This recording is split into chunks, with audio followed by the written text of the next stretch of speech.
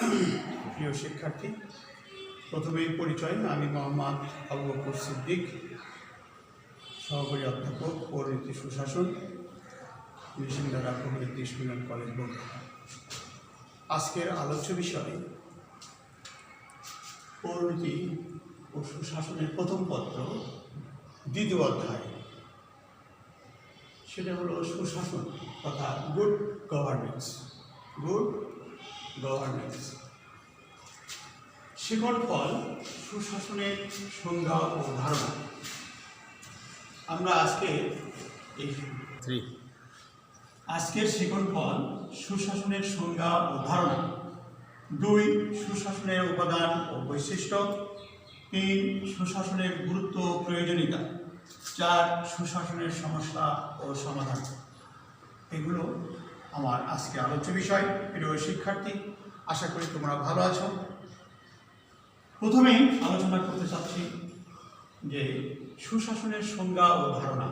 সুশাসন কোথায় থেকে আসে? সুশাসন তথা গুড গভর্নেন্স এর ধারণাটি বহুমাত্রিক তথা উন্নয়ন, তথ্য, উপাদান বিভিন্ন ধারণাগুলি থেকে সংজ্ঞায়িত করা হয়েছে।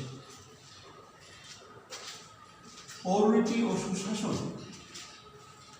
রাজনীতি বিজ্ঞানের ক্ষেত্রে সুশাসন একটি বহুমাত্রিক। সুতরাং সুশাসনের ধারণাটা হচ্ছে এরকম: স্বচ্ছ, দাওয়াবিহীনতা, নিরপেক্ষতা। যখন কোনো শাসন ব্যবস্থায়, কোনো রাষ্ট্রীয় ব্যবস্থায় থাকবে, তখন তাকে আমরা গুড গভর্নমেন্ট বা সুশাসন বলে থাকি। এটা কোনো একক ধারণা থেকে সংজ্ঞায়িত করা যাবে না। যেহেতু বলেছি সুশাসন বহুমাত্রিক ধারণা, সেই কারণে প্রথমে সুশাসন স্বচ্ছতা, জবাবদিহিতা, উন্নয়ন, উৎপাদন এবং দায়বদ্ধতা যে শাসন ব্যবস্থায় পরিলক্ষিত হবে, তখনই আমরা কেবল তখন সুশাসন বলে আখ্যায়িত করব। সুশাসন সম্পর্কে বিশ্ব ব্যাংকের জন্য সর্বপ্রথম 1979 সালে এই ধারণাটি সংজ্ঞায়িত করা হয়। অর্থাৎ সুশাসন মূলত উন্নয়নশীল রাষ্ট্রে অনুন্নত কিছু ধারণা যা চিহ্নিত করা হয় এবং উক্ত চিহ্নিত সমস্যার সমাধান করাই হলো সুশাসনের লক্ষ্য। এসব তাই বলা যায় সুশাসন একটি বহুমাত্রিক তথা সুপদীয় একটি শাসন ব্যবস্থা। সুশাসন সম্পর্কে সুন্দর, সুস্পষ্ট, পরিধানযোগ্য সংজ্ঞা দিয়েছেন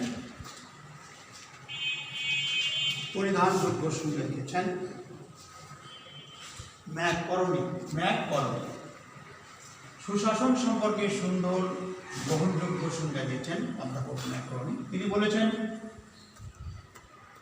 সুশাসন বলতে রাষ্ট্রের সাথে সুশীল সমাজের, সরকারের সাথে জনগণের এবং শাসক শ্রেণীর সাথে শাসিত শ্রেণীর একটি সুসম্পর্ক। মোট কথা, যখন কোনো রাষ্ট্রে স্বচ্ছতা, জবাবদিহিতা, নিরপেক্ষতা, দায়িত্বশীলতা, আইনের শাসন, বিচার ও আইন বিভাগের স্বাধীনতা ইত্যাদি পরিলক্ষিত হবে, তখন তাকে আমরা সুশাসন বলে আখ্যায়িত করি। সুতরাং উপযুক্ত আলোচনার পরিপ্রেক্ষিতে সুশাসন সম্পর্কে আমরা বলতে পারি, সুশাসন হল মূলত সেই ধরনের শাসন যে শাসন ব্যবস্থায় রাষ্ট্রের সাথে সুশীল সমাজ, সরকারের সাথে জনগণের এবং শাসক শ্রেণীর সাথে শাসিত শ্রেণীর সুসম্পর্ক, ভাবের আদান প্রদান, লেনদেন ইত্যাদি সম্পর্কে বিস্তারিতভাবে জানা যায়, তখন তাকে আমরা সুশাসন বলে আখ্যায়িত করি। নেক্সট আলোচনায় 1 নম্বর আলোচনা শেষ। প্রিয় শিক্ষার্থী, তোমাদের কোনো প্রশ্ন থাকলে এই সুশাসনের সংজ্ঞা ধারণা সম্পর্কে অবশ্যই আমাকে লিখে জানাবো। 2 নম্বর হলো সুশাসনের উপাদান ও বৈশিষ্ট্য। সুশাসন উপাদান বৈশিষ্ট্য হলো, প্রথমেই হলো অংশগ্রহণ। সুশাসন ব্যবস্থায় শাসিত শ্রেণীরা যেন ভোট বা শাসক শ্রেণীর প্রত্যেকটি কাজের সঙ্গে স্বতঃস্ফূর্তভাবে অংশগ্রহণ করতে পারে। তখন সেটা হবে একটি সুশাসনের একটি বৈশিষ্ট্য। 2 নম্বর হচ্ছে গণতন্ত্র। সুশাসনের প্রথম বৈশিষ্ট্য হলো গণতন্ত্র। যে শাসন ব্যবস্থায় গণতন্ত্র প্রত্যক্ষ পরোক্ষভাবে বিদ্যমান, অর্থাৎ জনগণের দ্বারা জনগণ দিয়া যখন কোনো শাসক পরিচালিত হবে তখন সেই শাসন ব্যবস্থা সুশাসন বলে আখ্যায়িত করা যায়। 3 নম্বর বৈশিষ্ট্য হচ্ছে যে জবাবদিহিতা। সুশাসনের আরেকটি প্রধান বৈশিষ্ট্য হলো এর উপাদান। বলবো সুশাসনের বৈশিষ্ট্য বা উপাদানগুলো হচ্ছে 4টি। প্রথমে গণতন্ত্র, 2 নম্বর জবাবদিহিতা, 3 নম্বর দায়িত্বশীলতা এবং 4 নম্বর দক্ষতা। আরও অনেক পয়েন্ট আছে, সেগুলো প্রয়োজন নেই, যেহেতু এটা মূলত 3 এবং 4 নম্বর প্রশ্নের মধ্যে থাকতে পারে। যাই হোক, গণতন্ত্র সুশাসনের প্রধান বৈশিষ্ট্য হল গণতন্ত্র। গণতন্ত্র ছাড়া সুশাসন ব্যবস্থা প্রতিষ্ঠা করা যায় না। আমরা জেনে এসেছি গণতন্ত্র হলো জনগণের সরকার। জনগণ মূলত শাসন ব্যবস্থার প্রধান, আর শাসক শ্রেণী যখন এই গণতন্ত্র প্রতিষ্ঠা করবে তখন সেই শাসন ব্যবস্থায় সুশাসন বলে আখ্যায়িত করা যাবে। 2 নম্বর হলো জবাবদিহিতা। সুশাসনের আরেকটি প্রধান বৈশিষ্ট্য জবাবদিহিতা, অর্থাৎ শাসক শ্রেণী তার প্রতিটি কাজের জন্য জনগণের কাছে তার জবাবদিহিতা বাধ্যতামূলক থাকতে হবে। অর্থাৎ কি কি কাজ করলো জনগণ, চশমা চোখে দিয়া,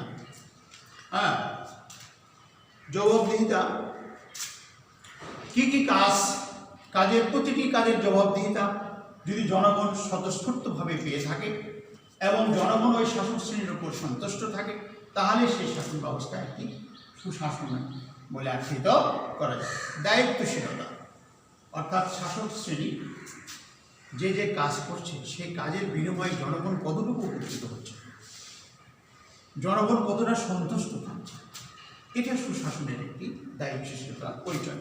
দক্ষতা, শাসক শ্রেণীকে অবশ্যই দক্ষ, অভিজ্ঞ, তীক্ষ্ণ মেধাবী সম্পন্ন হতে হবে, তা না হলে সুশাসন প্রতিষ্ঠা করা যাবে না। তাই দক্ষ শাসন ব্যবস্থায় সুশাসনের একটি প্রধান বৈশিষ্ট্য। প্রিয় শিক্ষার্থী, 3 নম্বরে আলোচনায় আমি যাব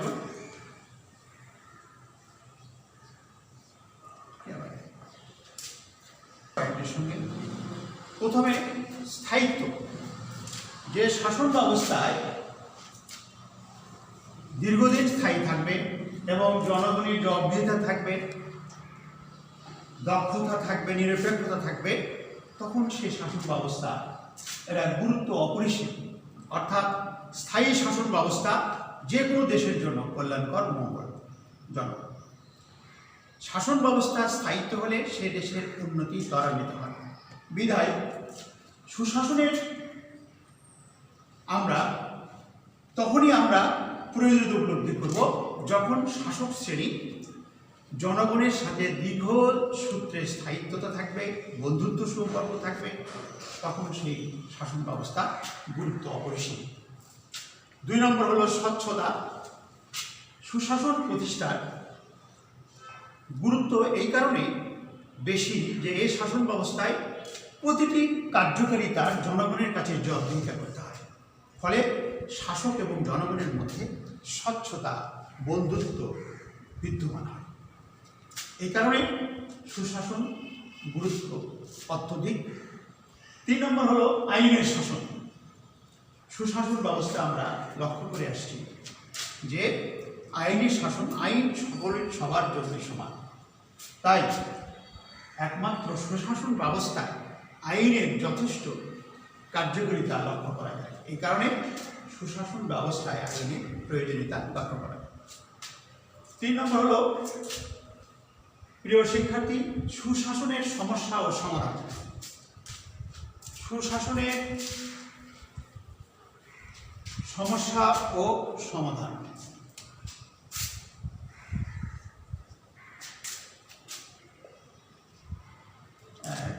সেই কারণে যে মূলত 3 বা 4 নম্বরের প্রশ্ন হয়ে থাকে। আমার এই মুহূর্তে আলোচনার বিষয় সুশাসন সমস্যা। সুশাসন প্রতিষ্ঠায় কী কী সমস্যা দেখা দেয়? জবাবদিহিতার অভাব।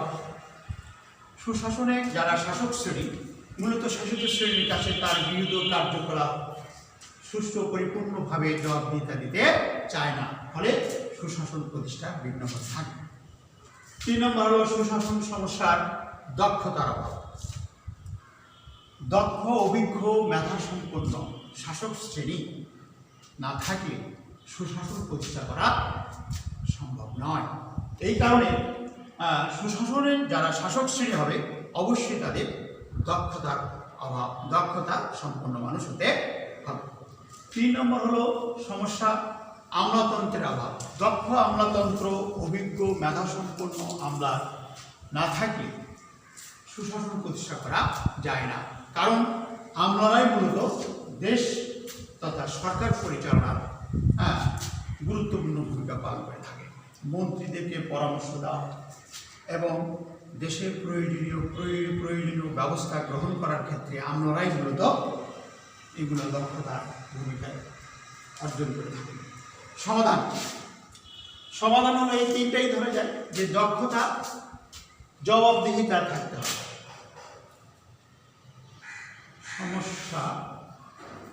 সমস্যার সমাধানটা হলো জবাবদিহিতা যখন থাকবে কোনো শাসন ব্যবস্থায়। সংজ্ঞার মধ্যে আমরা জেনে আসছি যে শাসক শ্রেণীর সাথে সুশীল সমাজ, সুশীল সমাজের সাথে সরকারের সাথে জনগণের যখন স্বতঃস্ফূর্ততা থাকবে, জবাবদিহিতা থাকবে, কার্যকারিতার মিল থাকবে, জনগণ সব কিছু সরকারের গৃহীত শাসন কার্যক্রম সম্পর্কে জানতে পারবে, তখন সুশাসন প্রতিষ্ঠা করা সম্ভব। 2 নম্বর হলো দক্ষতা। সুশাসন প্রতিষ্ঠায় যারা দেশ পরিচালনার কাজে নিয়োজিত থাকবেন, তথা বলতে চাচ্ছি মন্ত্রী পরিষদ তথা এমপিরা বা আমলারা, এই সমস্ত শ্রেণীর ব্যক্তি অবশ্যই দক্ষতার পরিচালিত হবে। দক্ষ ব্যক্তি না হলে দেশ ও জাতির জনগণের আশা আকাঙ্ক্ষা নিরিখে শাসন কার্য পরিচালনা করতে পারবে না। তাই সুশাসন প্রতিষ্ঠায় দক্ষতার প্রয়োজনীয়তা অত্যাবশ্যক। 3 নম্বর হচ্ছে আমলাতন্ত্র। দক্ষ, অভিজ্ঞ, তীক্ষ্ণ মেধাবী সম্পন্ন ব্যক্তি আমলাতন্ত্রের জন্য। আমলাতন্ত্রের সঙ্গে মধ্যে জেনে আসছি আমলাতন্ত্র কাকে বলে। একজন অভিজ্ঞ, দক্ষ, মেধাবী সম্পন্ন দীর্ঘস্থায়ী বেতনভুক্ত কর্মকর্তাদেরকে আমলাতন্ত্র বলা হয়। সেই ক্ষেত্রে আমলাতন্ত্র বলতে অভিজ্ঞ, দক্ষ, তীক্ষ্ণ মেধাবী সম্পন্ন দীর্ঘস্থায়ী বেতনভুক্ত কর্মচারীদেরকে বলা হয়। সেই আমলাতন্ত্রের যারা কর্মকর্তা হবেন অবশ্যই তাদেরকে মেধাবী সম্পন্ন মানুষ হতে হবে। তার জনগণের চাহিদা মাফিক শাসন কার্য পরিচালনার ক্ষেত্রে তাদের বুদ্ধিতা, প্রাজ্ঞতা দিয়ে, দক্ষতা দিয়ে শ্রেয় শাসক শ্রেণীকে পরিচালনা করার ক্ষেত্রে আমরা গুরুত্বপূর্ণ ভূমিকা পালন করবেন। তাই বলা যায় যে সুশাসন প্রতিষ্ঠা তথা এই সমস্যার সমাধান ক্ষেত্রে আমলারা যথেষ্ট গুরুত্বপূর্ণ ভূমিকা পালন করে থাকি। প্রিয় শিক্ষার্থী, আজকে আমার আলোচ্য বিষয় মোটামুটি শেখার ফলে 4টি পয়েন্ট ধারাবাহিকতা শেষ হয়ে গেল। তোমাদের সুবিধার্থে আমি আবারও বলতে চাই পরিণতির সংজ্ঞা ও ধারণা।